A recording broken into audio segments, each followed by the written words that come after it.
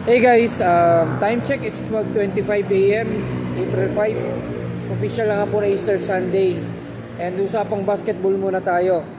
So mamaya nga po maghaharap ang Ginebra at saka San Miguel, 7:30 PM sa second game. Grabe yung San Miguel, di ba? Back-to-back champion. And nakala natin talagang team to beat na yung San Miguel. Pero tinalo sila ng TNT kasi walang magawa talaga ang San Miguel noon, kasi ang laki ng import ng TNT, si Bolbol.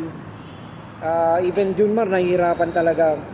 Tapos ang kagandahan nito, kala naman natin ang TNT ang team to beat, pero tinalo naman siya ng rain or shine, di ba? 4-0 na yung rain or shine, nakakabilib yung rain or shine. Ganda kasi ng teamwork tsaka chemistry ng rain or shine. Ayun, so akala naman natin yung Converge, dahil nga sa paper ang lakas ng lineup ng Converge.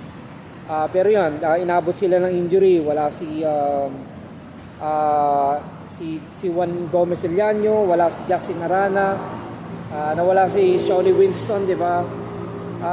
Yun, Calvin Abueva, yun, hindi pa rin makalaro. Nagkaroon pa ng fine dahil sa kanyang statement against Ginebra, yung kanyang Paldo statement.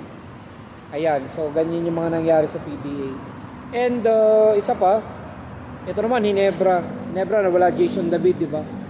Pero lumalaban ng Ginebra, nakita nyo na yung performance ni Justin Brownlee. Struggle siya ng first half, pero pagdating ng second half, pumutok ng 33 points, di ba? With RJ Abarientos, 32 points. So grabe yung RJ Abarientos.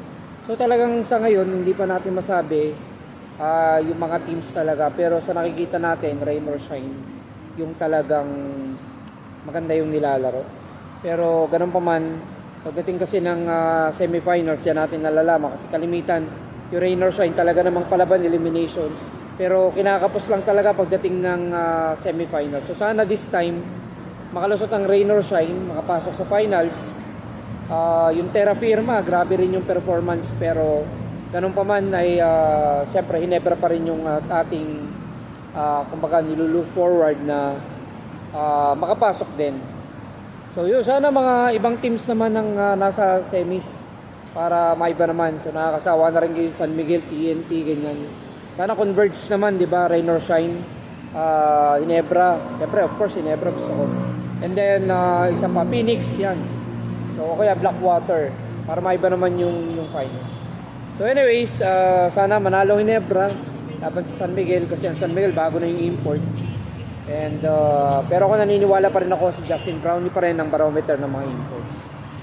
So, yun na muna for today's video. Bye for now.